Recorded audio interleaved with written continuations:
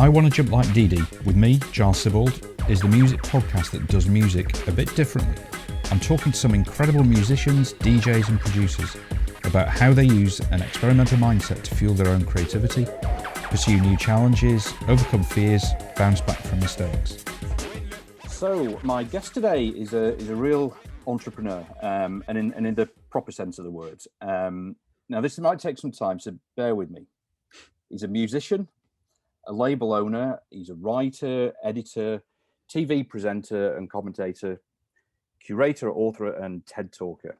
And for me, his knowledge of music and culture and hugely progressive thinking about you know, kind of like our evolution really sort of embodies what punk rock was meant to be all about. It's about what we as individuals feel, not standing still, being open-minded to new ideas, counterculture and kind of dismantling this sort of corporatization of our lives. And he does it all in a really, you know, kind of inclusive and collaborative and respectful way. And if you're looking for an authority on experimental mindsets, which is what this is about, and about the future and getting over your mental hurdles to doing stuff, then you're in for a real treat. So it's a real pleasure to welcome John Robb to the show. John, welcome. Thank you. Thanks for having me. No problem at all. No problem. Lovely to have you. So I mean, going way back, I mean, I first became aware of the Membranes back in, well, it must be sort of 85, I think, probably through, I think in fact it's through On the Wire, the sort of the Steve Barker Radio Lancashire show, you know, and then I saw you play festival in Bolton in Queen's Park. I think that was one with the Fall, where I don't think the Fall turned up in the end, did they? No, there's a whole story to that gig. Yeah, I bet there is. It usually is where Mark E. Smith's concerned, isn't it? Well, they never even, I don't think they even turned up, full stop. It was a shambles. I mean, we turned up and there's no PA. So someone had to get the PA from the 1 and 12 club in Bradford. And they turned up the PA and we had to help set the PA up because no one knew how to set it up. So we set the PA up for the other two bands that stayed, then it rained and then we played. I remember it really clearly, the gig. I remember there was no stage. I remember there was no stage. That's what I remember. Yeah, I remember running around in the grass. It was just like loads of grass. Yeah, and the Steve Barker thing. Well, of course, it's always good to give a big shout out to Steve because he's one of the key DJs. I mean, because he was only on Radio Lancs, and somehow they'd given him a show to play. He's the first person in Britain to play hip hop and really a total massive champion of dub music.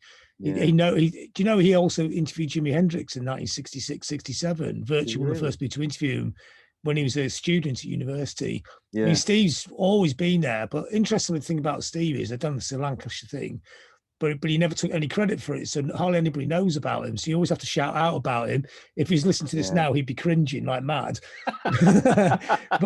but in a sense, it's almost a cultural disservice not to know about what he was doing because he turned people onto so many different types of music. You heard us on his show. Yeah. But you'd equally come away from that show being into really early hip hop, electronic music, and dub. I mean, he's a fantastic champion of dub. I mean, last time I seen him, 4 or 5 years ago, I think I was up in Blackburn before the show was criminally taken off, and he was playing me all this digi-dub, like, you know, dub made on laptops, and it was amazing. It's like, and you know, Lee Scratch Perry, when he would tour, would stay at Steve's house. Oh, really? And do handstands for the kids, and the kids used to call him Uncle Scratch. I like the way when he actually went to live in Beijing for 10 years and carried on doing the show. Did he really? Yeah, they just used to do it down the line. And the other guys used to do it in the studio, and he'd do his parts down the line, and they edit it all together. Yeah, it's quite amazing, the whole thing, really. And it's so, and it's the thing about music, you can get the most amazing ideas in the most unlikely places, can't you? You know, so growing up in Blackpool, you'd always think the big cities were where the action was, but now when you realise now that actually all the action is in the weird little towns where everyone just leaves you alone to fester in your creative madness. No, exactly. I mean, it was like I remember it was Sunday afternoon between 2 and 5, and like you say, you know, there was so much, you know, kind of experimental stuff going on then. I mean, to my mind, which at that time was you know, I was a little bit kind of myopic in my sort of musical taste, and he just started to open it up with, like you say, with this particularly with, I remember the On You Sound stuff. the Gary Clayland, the Tackheads, and Adrian Sherwood. I mean, just like phenomenal. Just these sounds sort of coming out of of my dad's little sort of hi-fi thing. It was just incredible. Yeah, I mean, On You was amazing, wasn't it? I mean, it was that confluence of dub, post-punk and industrial, really, wasn't it? It was all the cutting edge musics in one place. And I know Adrian Sherwood was a brilliant champion of dub, and he was immersed in it. And of course, I mean, as that piece I was doing for your magazine, what explains all this, he was actually running up and down the record shops in the early 70s, taking the records to the shops. But he's also he also had a total understanding of post-punk and industrial and the other sides of music, and he was joining them all together in a style of music which basically provided the template, I would say, for Massive Attack and loads of other groups. So when you hear Mezzanine by Massive Attack, which is an extraordinary record, to think that's a million-selling record, it doesn't really sound that. It's like On You doing Metal Box, isn't it? Yeah. But somehow they made it into pop music, which I would count as a victory, because I don't think things should be. The good ideas shouldn't be in the underground; they should be in the mainstream. Absolutely right. Yeah, like they were in the '60s. I mean, I would always argue the most psychedelic band, the most cutting edge band in the '60s probably was the Beatles, actually. But they were doing it from #1 in the charts, which is amazing, isn't it? What a trip that was. Absolutely. And people say, Pete snobs go, no. The Seeds are much more psychedelic. Now, I love the Seeds, but they're like just a fantastic garage band. They weren't that psychedelic. Whereas if you listen to Strawberry Fields, it actually is psychedelic. It is psychedelic. And without even any drugs, it will take your mind on a trip. I mean, we did test these all out with drugs when we were kids to see. The other the most unlikely psychedelic record is Nevermind the Bollocks, which is it's like, I remember this. I still remember tripping to that now, and it's like fire inside your head, but like this amazing, completely all encapsulating fire. And it's a very psychedelic record. Then we put on Trout Mask Replica, which you would think would be psychedelic from the way people talk about it, but it was really hard to listen to. It's like having your head tied up in knots. We had to get it off the play, but we couldn't get it off. We couldn't work out how to get the record off. And time goes really slowly. So it was like being forever inside this really complex record that was just putting you in a straitjacket. And I love that record, but you have to listen to straight. The other great this Can as well. That was the other big mushroom favorite. But they were even a cool group then. They were like looked on as being like sort of grotty German hippie bands, weren't they? Yeah, that's right. Whereas now they're one of the coolest bands ever, aren't they? It's now if I say I like Can, well, people go, well, of course everybody likes Can. But at the time, and we didn't know we were being cool by liking Can before everyone else did. It's just some hippie mates used to put it on, and it was an amazing record, and it was a great psychedelic record as well. And it's got that groove, so you've always got something to hold on to. Something to hold on to, yeah. Now, you were obviously, kind of, going back. I mean, you were sort of obviously very influenced by punk and sort of post-punk, but I mean, going back sort of further than that. I mean, thinking that you're the sort of the formative influences on your mindset, and I find you like one of the most kind of like open-minded. Sort of people around really kind of prepared to look at new ideas, new ways of doing things, and progression. How did that mindset sort of form for you? I guess because I'm just about old enough to remember the '60s, just because I'm 60 in a few weeks, so I'm of that generation where the '60s shadow was still hanging over, and the '60s was very forward thinking, wasn't it? Everybody's going forwards in the '60s, and you still felt that in a sense, didn't you? But it wasn't like I was immersed in 60s underground cultural music. I wouldn't know about any of it. I mean, obviously you knew the Beatles and the Stones when you're about 8 years old, but that was about all, because there was you couldn't get any further in then. And I remember vaguely stuff on Top of the Pops. So in the '70s it was glam rock all the way for me.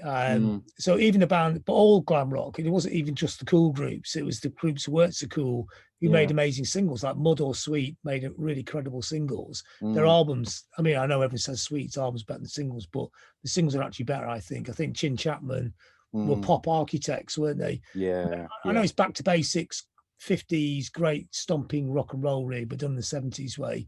But I also loved Bolan and Bowie, which is obvious, isn't it? I mean, everybody did, but I had no idea they were cooler. I like Roxy music, but I didn't realize that made me cool. They actually, apart from Brian Ferry, they didn't really look that cool, did they? And if you're 12, the Sweet look cooler. That's right. But I know everybody you interview would sort of slightly alter the narrative, you know. So it's when you were a kid and say, you know, what was the first record that you bought? It's like, okay, well, it's going to make always really bad. Starman Bowie on top of the pops is what everybody always says, because that's the go-to answer. Which of course is a great record, but you didn't realise it was any cooler than anything else. What's really funny, it wasn't the first time they'd done it on telly. They'd done it on Liftoff with Aishia about a week before, haven't they? Which, if you want to be really cool, that's the one you would say, isn't it? I think one of my like earliest records, if not the early, I don't know, I can't remember, but one of the early singles that I bought, and there is a connection to one of your latest songs, was Wuthering Heights, Kate Bush, and the thing about that I really loved about that song was the guitar solo. I think it was Ian Benson did the guitar solo for that, which was just like this really kind of like haunting, you know, kind of like guitar solo and melody in it. And I really think that there's a kind of parallel with the Membrane song, What Nature Gives, you know, because that has got this really kind of like, again, kind of like haunting kind of guitar sound that sort of comes through. It's kind of like apocalyptic, you know, in a way. You know, it's an EBow. So EBows sound amazing. Makes the guitar sound like a string section, which I want the guitar players to sound like. I don't want them to sound like guitars as much as I can. I want them to sound like they're playing either percussive or they sound like a cello. You know, that's what the idea was. It's not always easy to pull it off and things, but definitely trying to get that atmosphere. And I like music that can sound dystopian and apocalyptic and epic and huge, but also there's some kind of hope in there as well. So I just made a new video for one of the tracks off the album the other day, because I like making little films, and somebody never heard the track before, and they said what they liked about it. It was like, it's contrasting. It was like there's levels of it that are very optimistic and levels that are very dark and nihilistic, and I like that kind of collision between the two. But maybe a lot of post-punk was like that as well, you know. I mean, Killing Joke, you know, as you know, since you're in that kind of circle, I like that one. Then one level, you know, one level it's really dystopian, and on the other level they're just a great party band, aren't they? Make these great, especially in the early days, made these great funk, and his funk, the darkest funk, dark disco that you could dance to. You know, you could have a great time at Killing Joke gig, but at the same time, they're telling the world's going to end in half an hour. Yeah, absolutely. Yeah, that's right. Yeah. But I like that. I like opposing ideas at the same time. I think it's always really interesting. The trouble with the internet now and social networking, which on one level can be great, but everybody becomes black or white. There's no confusion. Everything's you have to be on one side or the other, and you can't go, you know what, I can sort of see what you're saying there, but I don't agree with it, but I can understand why you're saying it. And never go, that's because you agree with him. And it's like, no, I wasn't saying that. I wasn't saying that, really. There's no nuance, is it? And everyone's shouting and no one's listening, which is really irritating. I think in a way we've like not just in music, but every sort of lots of different parts of our lives, we've got used to kind of compartmentalizing things. You know, that it's almost like this is how we get, like our brains get conditioned. It's like, well, what's that? Oh, that's in that sort of genre or field or something like that.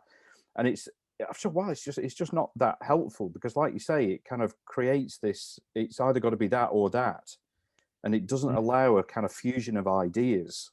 Unless, I think, you know, particularly, you know, kind of people in the creative industries are probably sort of less bound by that, you know, so the ones that are actually creating.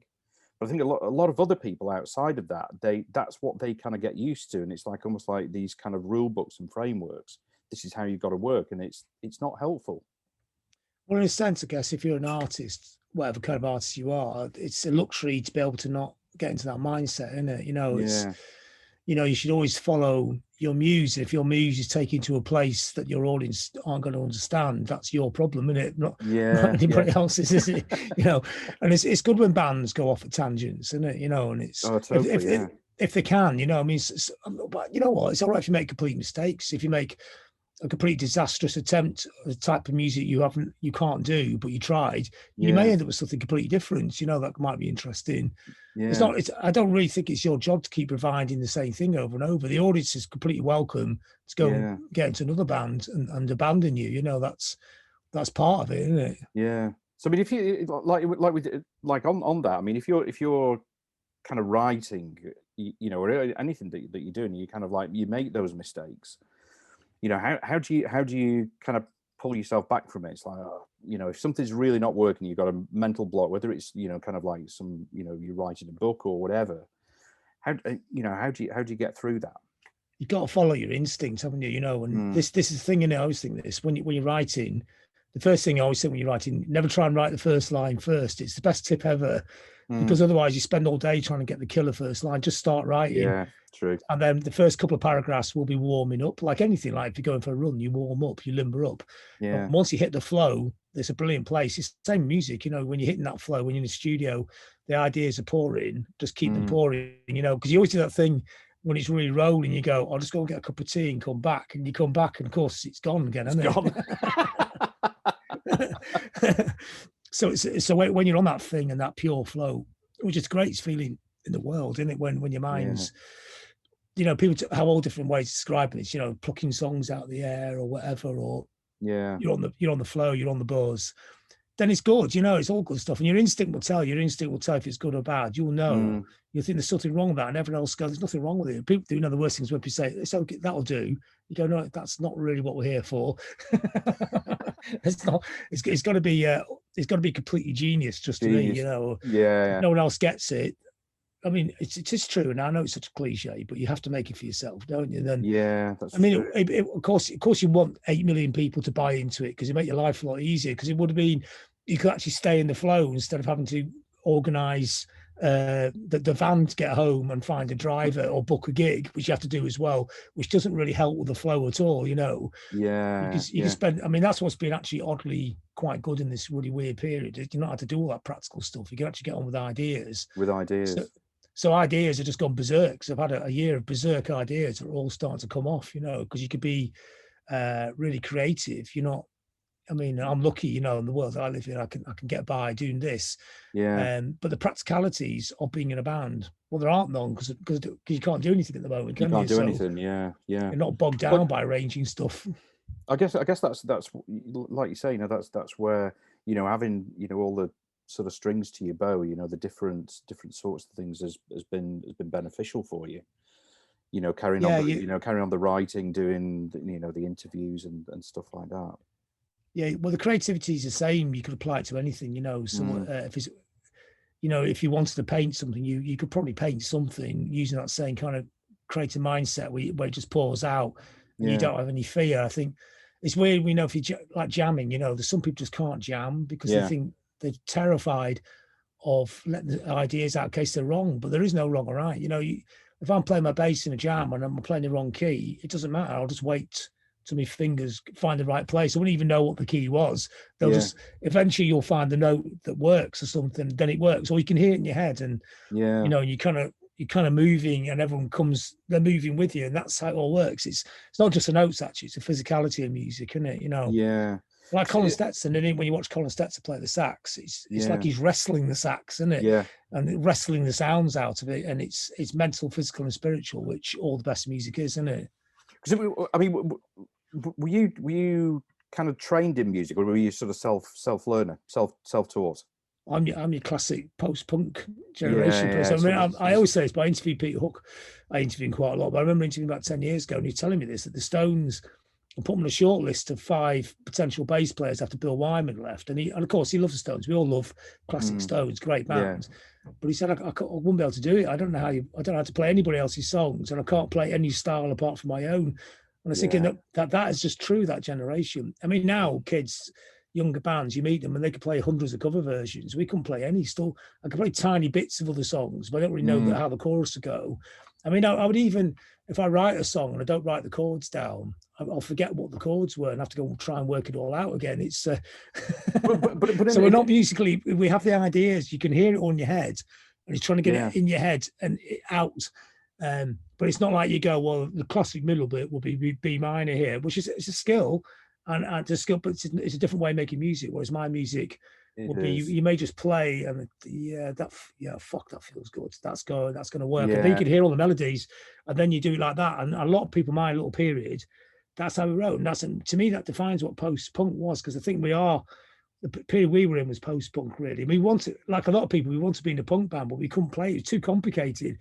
Punk was actually quite, apart from the Ramones, the music is actually quite difficult to play, isn't it? So you start trying to play it, and you end up somewhere else, which becomes your own version. And Killing Joke the same, Joy Division were the same. It was people making music with very limited means, but with completely massive, wide open imaginations, where there were. I think that's a good point, that, you know, about the imagination, and almost like that you know, kind of not having that training sort of frees you from any kind of framework of this is what it should be. This is how I've got to, you know, like I was classically trained. I played the cello when I was a kid.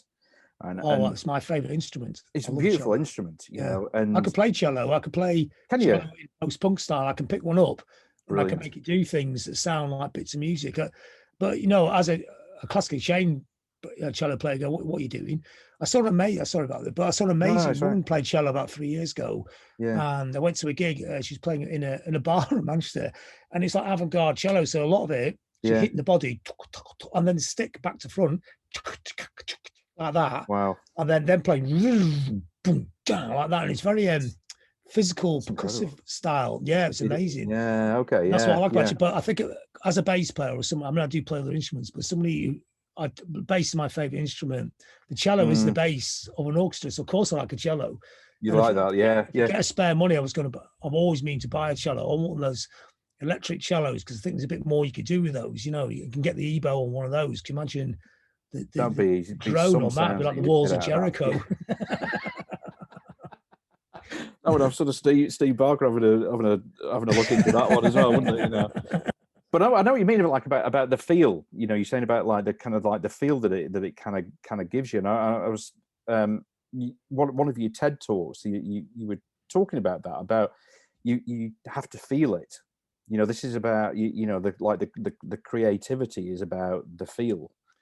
You know, it's instinctive. It's instinctive music, and you know when it's right. But that's not to say that music has no instinctive feel at all. Doesn't work. There is no hard and fast rules. You can get amazing pop records which are virtually written by computers, you know, or design. You know, this bit works, that bit works. This is what normally works. Let's do a version of that, and that can make a great piece of music as well. So I'm not saying the way I do it is completely right. It's just the way I do it, you know. And I think everybody has completely different ways of doing things. You know, it could be very cynical and measured.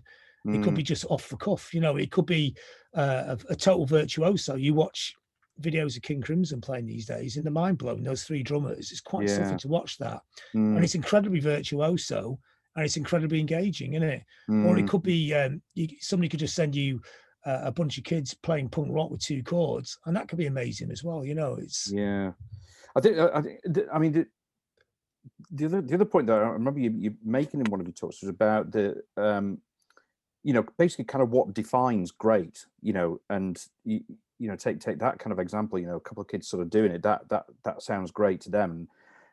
You know, who are these people that kind of like are there to judge? You know, I think you know, there's a time when the X Factor was on. I don't even know if it's still on, but you know, basically kind of people in their sort of position judging what other people do. I mean, do you think that's kind of damaged?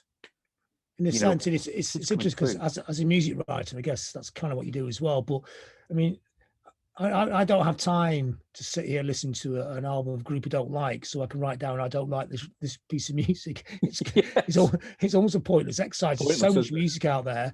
I'll say, okay, the space I was going to put that there, I'll tell you about something completely brilliant instead. You know, let's go on another journey. I don't want to spend all day listening to music that gets me down, or I don't have any connection to. I'd rather put my headphones on and get lost inside another world, whether it's a really simple lo-fi world or a very complex psychedelic world as well. You know, last night I was listening to Dukes of Stratosphere, you know, the XTC spin-off band. It's a psychedelic pastiche, but it's a wonderful psychedelic pastiche. You know, I mean, a lot of the great psychedelic music seems to be made by people who never took psychedelic drugs.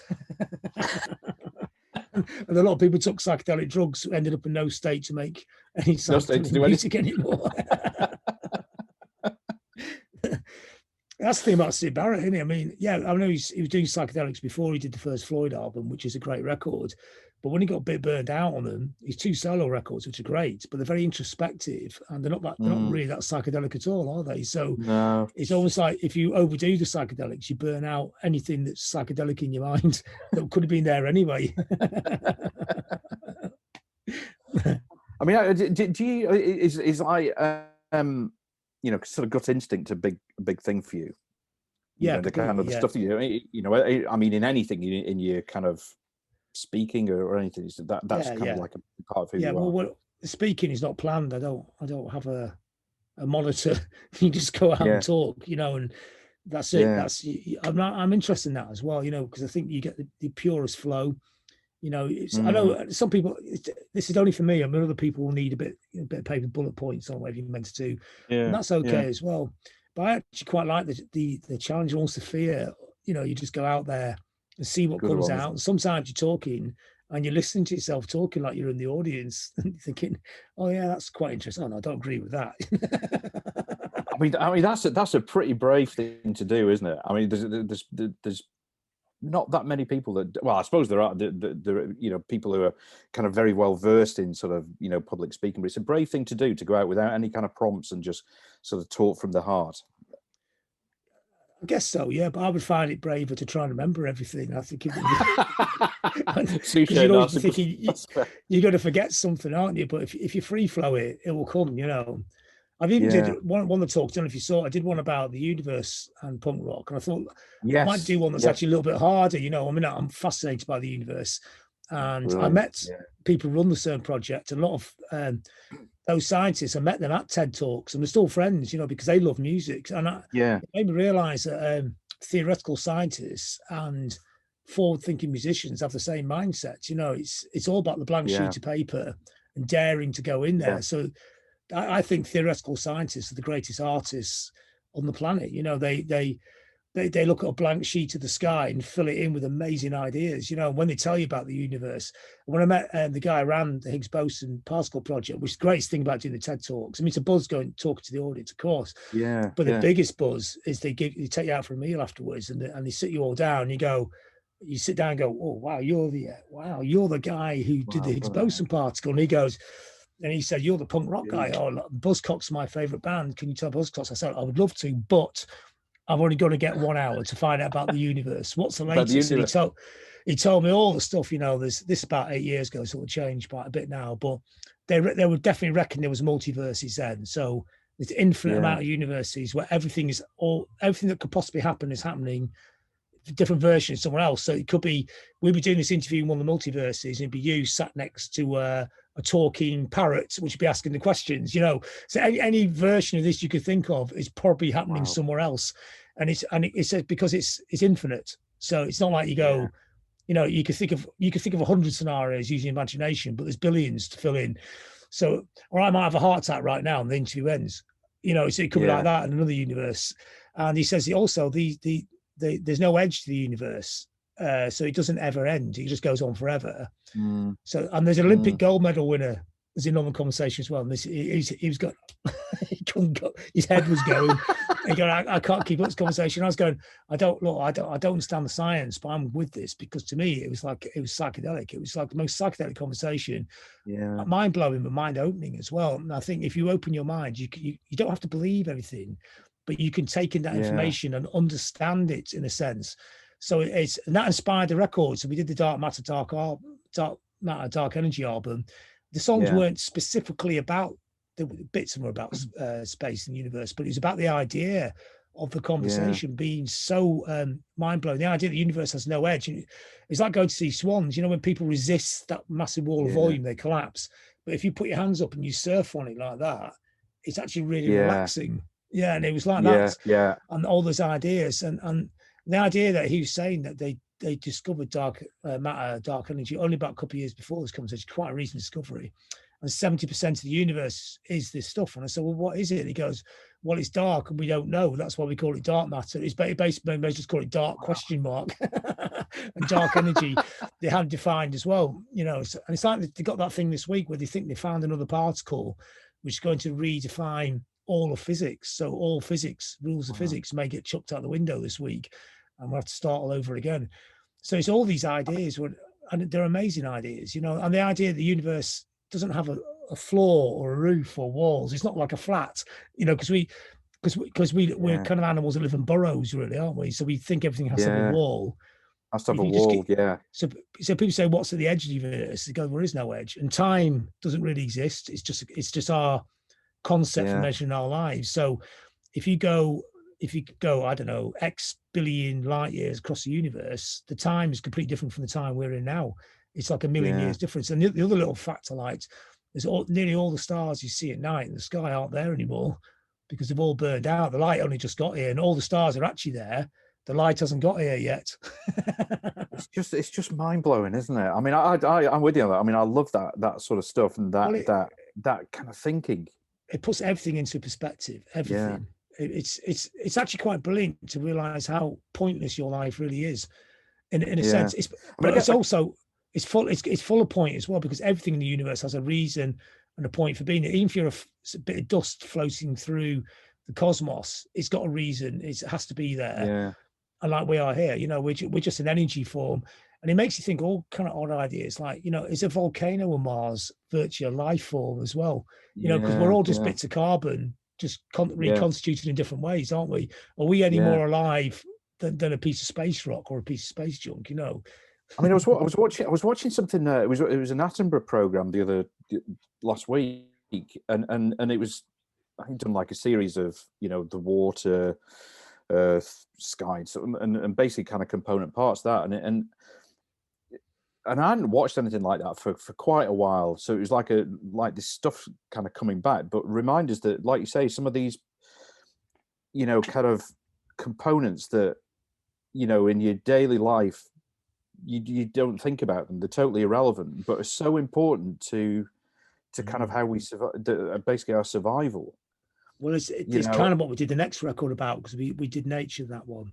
The nature idea that was so detached from nature that there's every problem we have on this planet, because we think we're above nature, but the virus came and showed us that we're not above nature at all. That small strand of RNA is basically running the planet now. We're not running the planet. It's like the bacteria's planet, and they just let us run around on it for a bit. And then I was interviewing until we start to get a bit. Well, I was interviewing Paul Watson from Sea Shepherd, runs Sea Shepherd. Yeah. And he had a really good point, because you say Sea Shepherd's there to, help save the planet. And you go, no, we're not interested in saving the planet. The planet will save itself. The human race died out tomorrow, the planet will boom. He said what we're really trying to do by ramming the whalers and by bringing all these environmental issues to the fore, was we're trying to save the human race.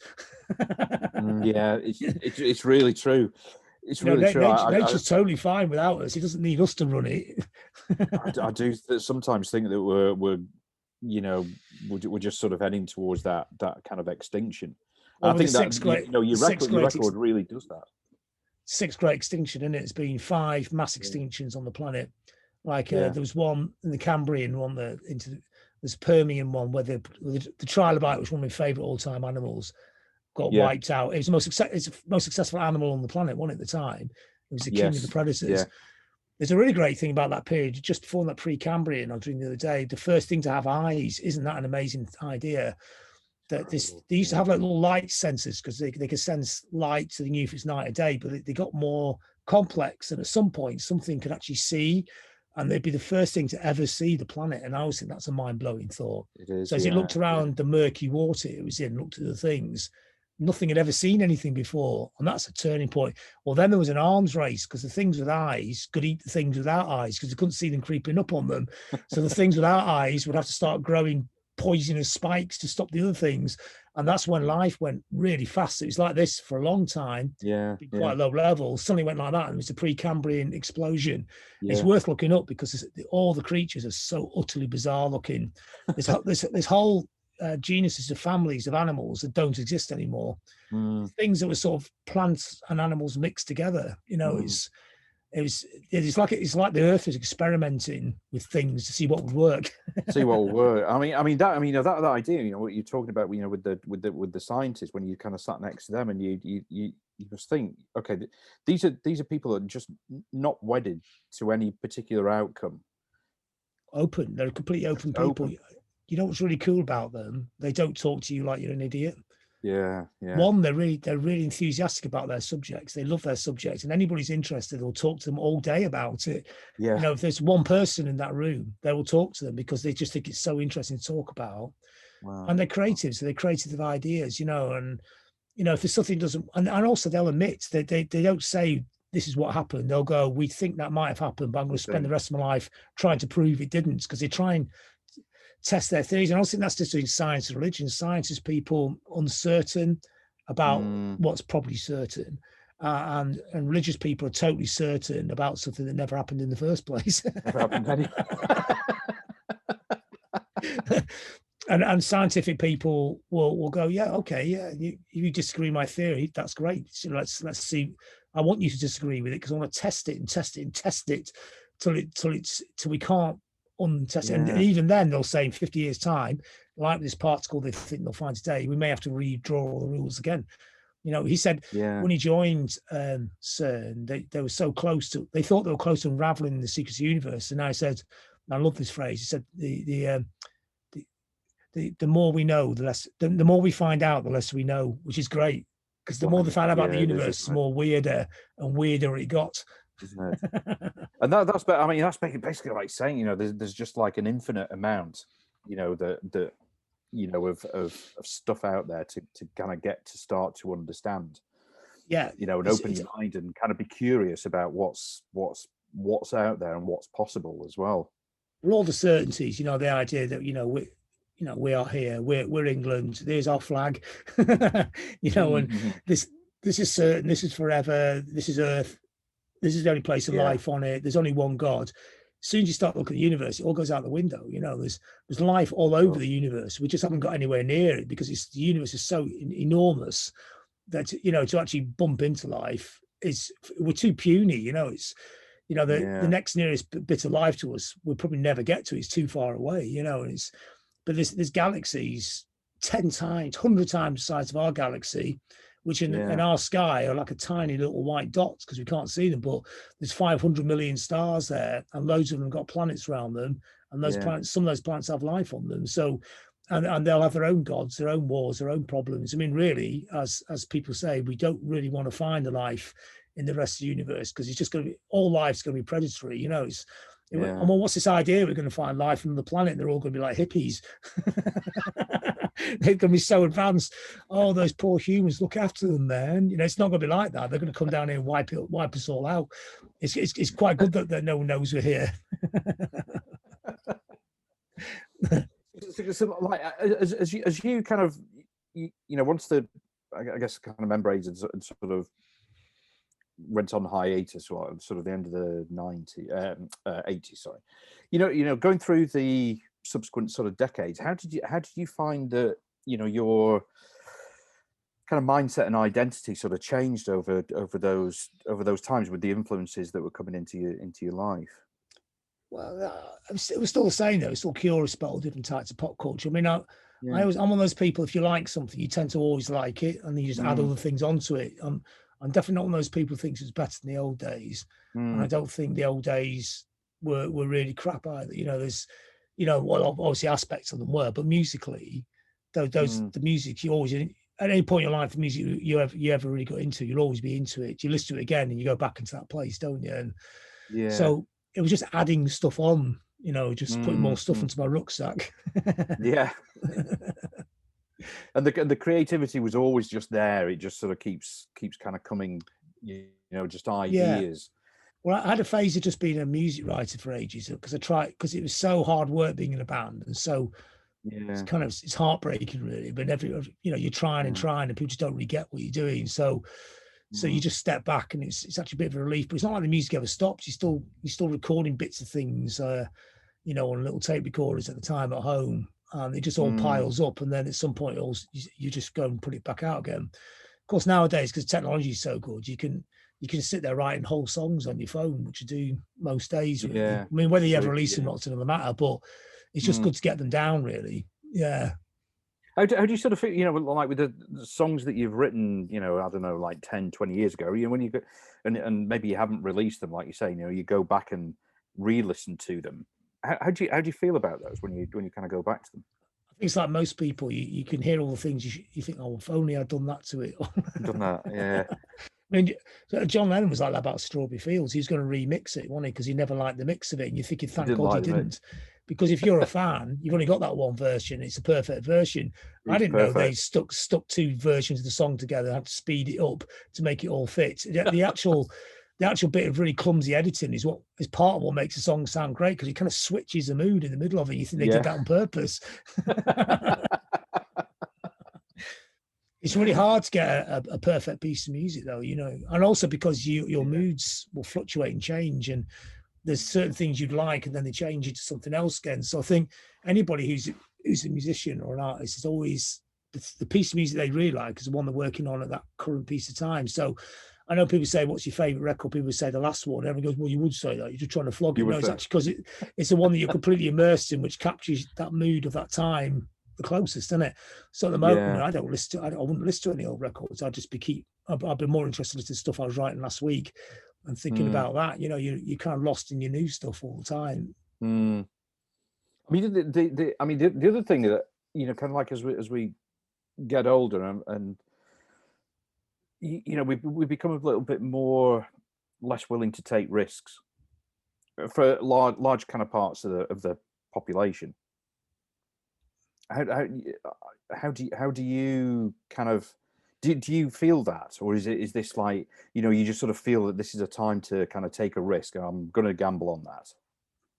I do like creative gambles. I think they're interesting, and I think you have to go with the muse as well. So I think if you get an idea, so like 5 years ago, if I wanted to do, I was in Estonia watching an Estonian choir do a gig. And after the gig, I thought, these are amazing. I'd love to do a gig with these. And after the gig, I went and asked them, and they said, yeah, we'd love to do a gig with you. So and then I went to Estonia about 4 weeks later, stood in a room with the choir and had to sing the parts to them, which they turned into choir parts, which is quite daunting because I'm not a proper singer. Well, so I'll treat this like punk rock. Okay, I can't really play properly, but if I pick up a bass, I'll get you a tune. And I can sing to a choir, and a choir is an instrument, because their attitude to music is, you tell us what to play and we'll make it sound like a choir, So it's like playing like a really glorious harp or something, and they're amazing to work with. And then we brought the rest of the band out a month after that. We all came back and we did a gig. We only rehearsed it in the sound check, and then we did it in the gig in front of 600 people. It was a gamble, but it was an exciting gamble. But I knew it would work. You see, that's the thing, because I was pretty confident, because I knew if you can hear it in your heads, you can make it come together. It's not like I was thinking, I like that idea. What does it sound like? I could hear it, and that helped. So I've continued working with choirs, and it is a gamble. It's not easy because we're low budget. So how do you get 20 people into a room in a gig in London to do a gig when you're getting 500 quid? It's not easy. Yeah, of course. Yeah. That's a tricky one. I mean, that must have been an amazing experience to kind of do that. I mean, you kind of like something so stunning. Unique, and the adrenaline you must have had from that. Phenomenal. It's exciting because it's seat of the pants, but also sounds really good, and it's the sound as well, because it's the human voice in harmony is an amazing sound. And I keep thinking this in a time of disharmony like we're in now, to actually have people in a room together in harmony is a powerful experience. It's like it's swimming upstream, isn't it?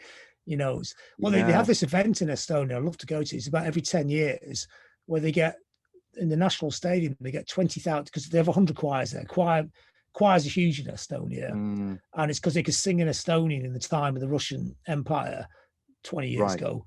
It's the only Estonian they were allowed to do in public, so everybody joined the choir so they could do public Estonian. So the choir became really popular, and it's really haunting, and it's a bit like Arvo Part, the Estonian classical composer. It has that kind of melancholic autumnal feel to it, and all the melodies. They're really beautiful. And so it became a massive thing. And so they have 10,000 people all in choirs going to stadium, and they all do. And the conductor we had for our choir, and it's the highest honor you can get in Estonia, is conduct the 10,000 people choir. And I'd like to go to that. Can you imagine what that sounds like? It was like a football crowd all singing in tune. But you know, even the football crowd, it's an amazing experience. Even at Blackpool, which was hardly going to, like, you know, the Cop or something, Liverpool. But when people did start singing instead of complaining about everything, it did sound, it's great. It's a great feeling, isn't it? That the vibrations of it, the communal aspects of it is really powerful, isn't it? I mean, I you know, like, along with me sort of cello playing, I sang in the choir when I was at school, till I was about, well, in fact, till I was 16. And I mean, again, like in my kind of teenage sort of mindset, I was just like not into it, but I did it, you know, because I just did. But really, I mean, thinking back now to the experience of doing it and singing it and listening to it, you know, I mean, you know, back in school choirs, it was kind of like sort of the, you know, classical composers. It was like St. Matthew Passion and stuff like that. But still, like, I mean, just phenomenal pieces of work, you know, and the sound that a choir can produce when they're kind of singing that is really incredible. I think you're right. You know, the human voice, you know, and you put it together if you multiply that to like 10,000, like you said. It's incredible, isn't it? And but also really the counter melodies. So you can have some people singing one part and somebody singing a part against that part, and it creates a whole other dynamic. And once I learned all these things, it was great in the last album, because I was sitting there making all the choir parts up and the counter melodies. And the conductor, I got a British choir because couldn't afford an Estonian one to come over, and she's amazing. So I'll just sing a part to it, and she'll just go in and get the choir to do it. You know, they do it super fast. They're like BIM students. You know, and every time we do a gig, it's a different choir because they've left college. You know, so a year later it's completely different, but it always sounds good. Wow, that's brilliant. Then I like the idea of working with female voices. You know, it's always been a very male band, not on purpose, just because that's how it always ends up. And it's a different dynamic. So you've got like, it's funny because actually Primavera, we were on the bill for that, and then they kicked us off the bill because they wanted to have 50% male, female acts. Right. Great, which is good. Yeah. But I had to point out to them we actually have more women in our band than any other bands. We haven't got, you know, if they would pay for it, we would have 20 women and 4 blokes. When you include the choir, don't forget the choir. And they're not like an add-on. We look at them as being, I mean, obviously, proper part of it. Yeah, when you're doing the gig, you're on the stage in a creative unit. I mean, obviously, you know, I suppose if there was some kind of poxy hierarchy, I'd be the one who's making the creative decisions. But I don't look at them as being, just the choir. You know, they're really, really fucking important part of it. You know, I would use them more if I could. I just can't afford it. You know, I'd like to tour with the choir and then go further and deeper into that. And I like to make it more dynamic, so you'd have bits where it's very choir and bits where it's just very noisy, then back to the choir again. And did you do the album launch like down here in London? Did you do was that at the Lexington? We done one at the Lexington and one at that Islington Town Hall, which is really yeah. Which is I mean both good places. I think I was away, I think, for the 2019 one. I saw you when you did the previous album, which I think was 2016. But I wish I'd seen the choir launch. That would it is quite something. Yeah, it's quite off. It just because you still have the power of the band, but you just got this really strange dynamic of the choir on top, and also because quite a lot of classical music and choir music is bombastic and epic and huge, isn't it? And it actually does suit the music a lot and things. Yeah, and I think for the themes that you were writing about as well, like you say, this really kind of expansive, you know, kind of mind-opening thing, you know, and sort of subjects, you know, you kind of bring that choir in, and it just kind of what's the word? It just sort of brings it together, you know. I think so really as well. Yeah, I mean, fantastically pretentious. Yeah. I can hear everybody listening thinking, "What a load of pretentious." Yeah, that's fair enough. But I always think there's just way too many 4 blokes in a band playing guitars. You know, you got to push the envelope out there. And a lot of people do it really well, brilliant at it. I mean, how many versions of it? There aren't that many versions of it to play around with now, is it? You have to think, you have to push yourself into doing something different all the time, don't you? You know, whether that's with the choir or whether it's just taking some of the instruments out and just to put different instruments in, just to find different textures and different spaces, really.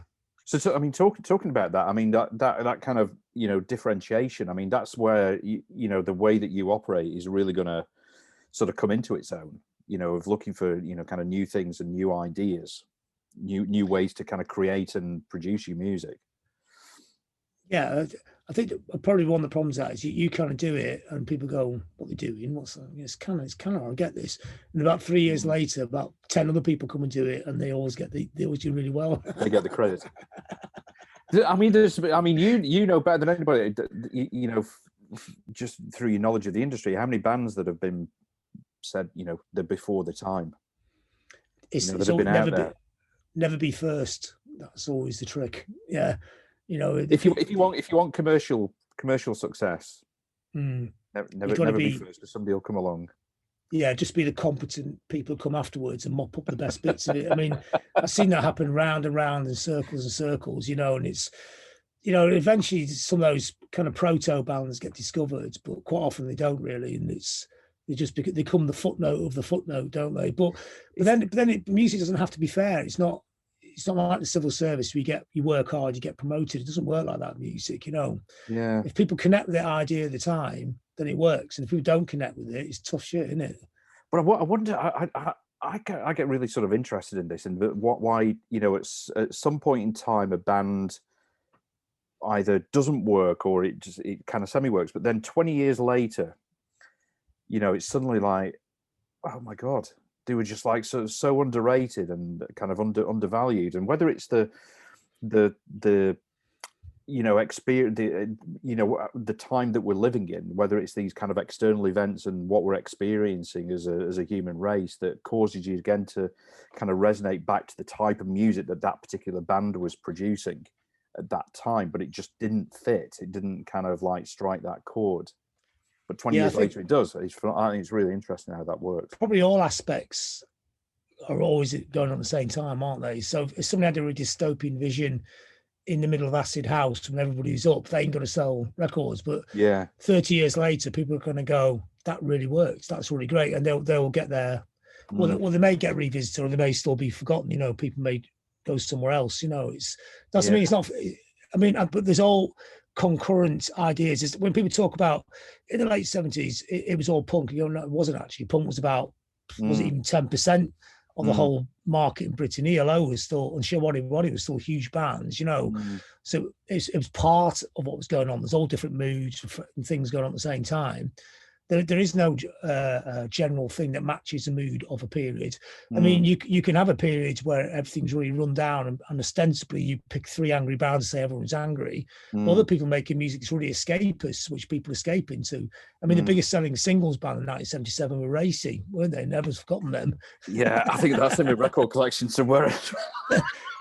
But there's no guilty pleasures. You know, I've not heard them for ages. I mean, I wonder if there was. I can't imagine they sound great, but I would actually go and listen to them to see, because like the other day, I actually managed to get myself into a Yes album, and it's because I hate that thing when you're not meant to like something. It takes me ages sometimes. There's some things I don't get, but I keep thinking there's got to be a way in.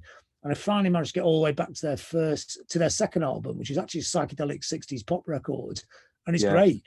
You know, because it is really psychedelic. Yeah, it's only later. Well, because I'm a bass player, because I like some of his bass playing later on. But generally, it just gets a bit too. It's a bit too linear for me. I can't find a way in. But the only way I get to be interested when people say you can't like that because you're into punk, which I think is the most stupid statement of all time, isn't it? You know, it is. Yeah, lessons your liking of the Sex Pistols. I mean, that idea that punk was against all the music before was made up by music journalists. None of the bands are ever like that. When you interview all the bands, they talk about all the bands you're not meant to like. I mean, musicians like completely different bands from music writers. So music writers will go, it's a Velvet Underground, and it's this, and it's this, and it's this. You know, there's the canon in it. But you speak to musicians, and they'll probably go, oh, Racy, the B-side of the third single, great bass line, nick that, you know. And a musician's ear is quite different, because they're always looking for things get sparked off, and they don't care about the baggage that goes around the record if they're listening to it in a musical kind of way. Whereas if you're a writer, you look at the culture and everything that goes around the record as well. I remember when I was a kid at school, and you know, you had that thing of sort of writing your favorite band's name on your bag and stuff like that.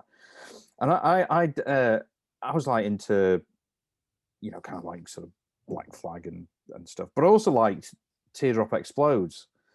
I remember some like this sort of like kid sort of looking at my bag, and he was like, "What the fuck's that? You can't like that." And I'm like, and then other people, you know, sort of standing around and laughing, and I'm thinking, "Oh, fucking, how do I get out of this one?" Well, I like both. I hate that statement. What do you mean you can't like it? What's it got to do with you? Sometimes I go to gigs in Manchester and go, "How come you're here?" And you go, "What do you mean? How come I'm here? I'm a music fan. I like music. You know, I don't just listen to 8 records in 1977, which I know some people do over and over again. Over and over again. Yeah. Yeah. It doesn't mean that I've less of an intense experience those records. I still love those records, you know, but I like other records as well. and records you like, you have no reason, you have no understanding why you like them. You just really like them. You just really like them, and they just sort of appeal to you. I think a lot. Yeah, I mean, you know, thinking back, you know, a band like OMD. I remember like when particularly when kind of Architecture and Morality came out, I thought that was absolutely stunning album. Oh, great, yeah. I saw them support Joy Division in Blackpool. Oh, did you? I think it's one of their first gigs. They only had 2. They played Electricity twice and another song in the middle because they just didn't have any stuff. Brilliant. 1979. They must have been super early for them. Super early stuff. I think the first batch of stuff came out in 1980. It's funny when you see these legendary bands really early on, isn't it? Yeah. Totally. Yeah. Oh, brilliant. Well, listen, John, that's been really fantastic. Thanks so much. Just like a sort of parting shot. So for, you know, kind of like anybody's, you know, that's sort of wanting to, you know, kind of make some changes and is a little bit kind of fearful about doing stuff and just getting up and doing it. Any kind of tips you can give? You just do it. It was empowerment to punk, wasn't it? I mean, that was the message, wasn't it? Just do it. You know, it doesn't matter. Don't matter. I mean, you could get run over tomorrow. So the fear you have of going to talk to an audience without any notes. Yeah. What does it matter if you dry up after 1 minute? You just go, well, I've completely forgotten what I was going to say. And everyone just laughs and you just go, oh, yeah, I remember now. I mean, it's not really the worst thing in the world. I mean, there's millions of people starving in deserts, people caught up in wars.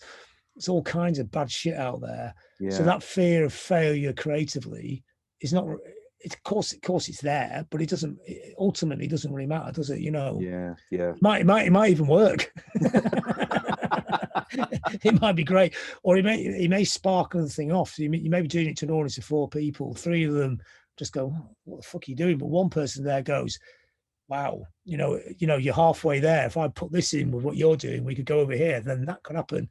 I mean, how many times you read that in people forming bands and that, you know? True. Yeah. Like, basically, when McCartney went to see Lennon's skiffle band, didn't it? And he tuned their guitars for him. Yeah. Lennon asked him to join. The greatest decision all of pop history. That's a good point. Asking this cocky, much better looking kid to join his band, which is quite a big thing to do when you're 16, when you're insecure, isn't it? Absolutely. Because it's your band and you're gonna have to share it with somebody else.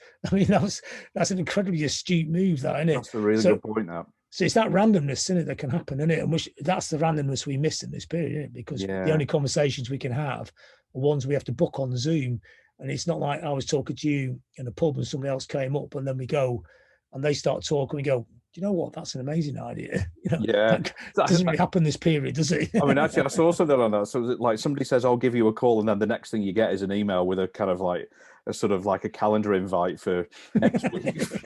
What happened to picking up the phone? They have to do like that because it's weird. Like today, they stack up and they always overrun. So you think if I can I'll get about 4 of these done, and then by dinner time, thinking, Jesus, I'm already an hour behind. Brilliant, John. Thanks so much. I really appreciate it. It's been a real pleasure and a privilege, honestly. Thanks so much. Brilliant. Well, thanks for your time. All right, I'll talk. Yeah. Take care. Cheers, John. Okay, bye. Bye.